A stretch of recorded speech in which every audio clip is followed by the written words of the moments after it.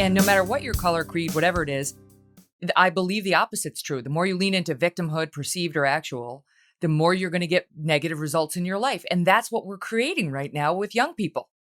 So there's this divergence between like the optimal approach for systemic and structural approaches, right? So like the optimal individual approach is to let stuff roll off you, right? And to just kind of and the but that sort of leaves intact the structural dimension, right? And so it's like, well, I think we should be able to talk about the structural dimension, but like the actual remedy in practice where like everybody is automatically guilty and so on, and is like much worse, right? Like you can divide and destroy a polity, right? Like through, by taking these approaches too seriously, and which we're going to see what's going to happen, but certainly there is like dangerous potential as these things emerge. And moreover, it's like, on the whole, it's like, how do you strike that balance? It's hard to do, but certainly the approach that we have right now is like makes it impossible to strike that balance. If you posit the existence of people who are, so fragile that anything that touches them immediately is cause for emotional harm, and you get to call the HR department and so on, that does a couple of things, right?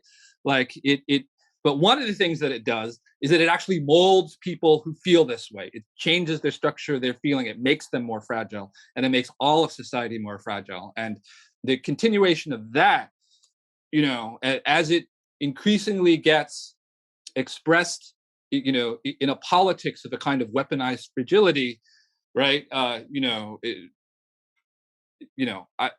have no problem, even knowing the things that I know that I just described and talk about, that like it's 100% the wrong path, and all reasonable people must like stand in opposition to it. Weaponized fragility. I like that too. There is a push in every area, it seems right now, to sort of lean into one's fragility and sort of capitalize on the joy of believing it's not your fault. Whatever's gone wrong in your life is not your fault. You have an escape route here where you can blame society, you can blame skin color, you can blame just generally others. And there was an article in Persuasion in August 13th, when therapists become activists, and talking about how there's now trouble in training of therapists who are being told more and more to understand, to encourage their patients to understand their problems are because of an oppressive society. And here's a quote from it, which is just extraordinary to me. One colleague of mine who works in a prominent psychiatry department told me that during a group discussion of the growing problems of stress and suicide in Black youth, her colleagues were unwilling to discuss explanations that pointed to factors coming from within beleaguered communities. Thus, participants who pointed to fear of police, aggression, and societal discrimination were greeted with nods.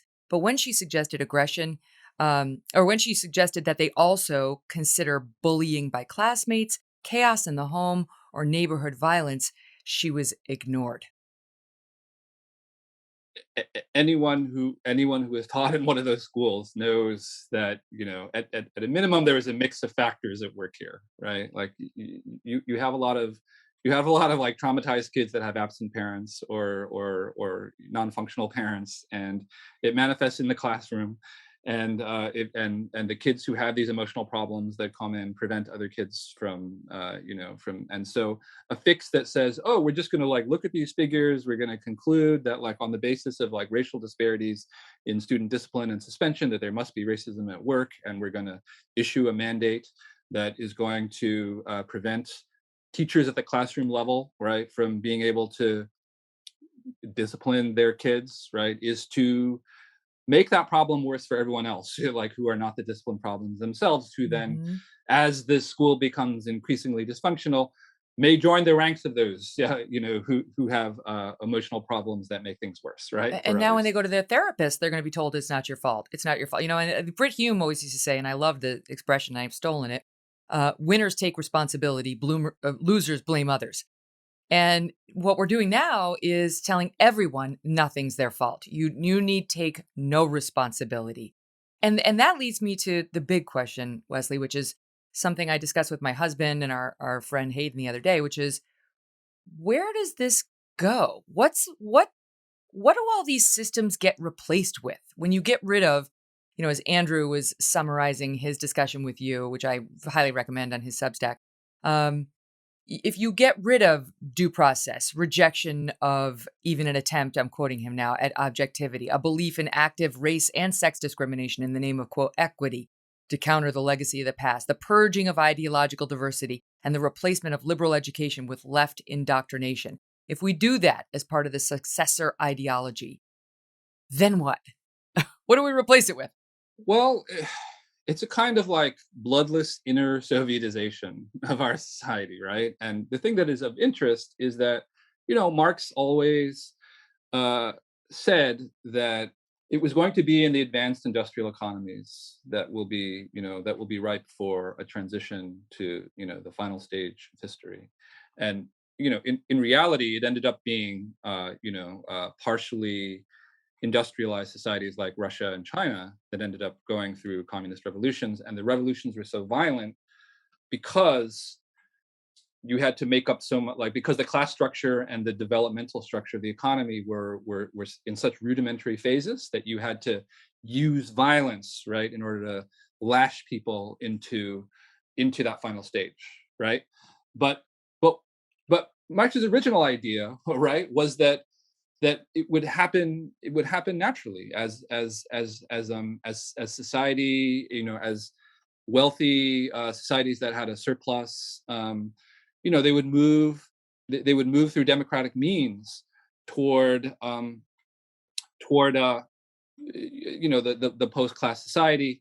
And so what I see happening is, there's this kind of privatized moral entrepreneurs who act as kind of political commissars, right? And so you have, and what you have is you have a season of protests, and they have a set of demands, and the demands are more mental health faculty that are trained in, trauma-informed approaches, and more diversity czars, and more people in the ethnic studies department and the gender studies department. And so in order to placate that, to get the protest to go away, they hire all of these people, right? And then those people act as a constituency on behalf of hiring more such people, because and those people are always redefining the problem such that the problem never goes away, right? It's so true. So, can I just tell you, I'm loving this, but I just want to tell you, there was just an article about Harvard Westlake out in California, and they had, I think it was 5 diversity czars or officers inside of the school. And guess what they determined when they took a hard look at how Harvard Westlake was doing? They needed another diversity czar. They brought in a 6th.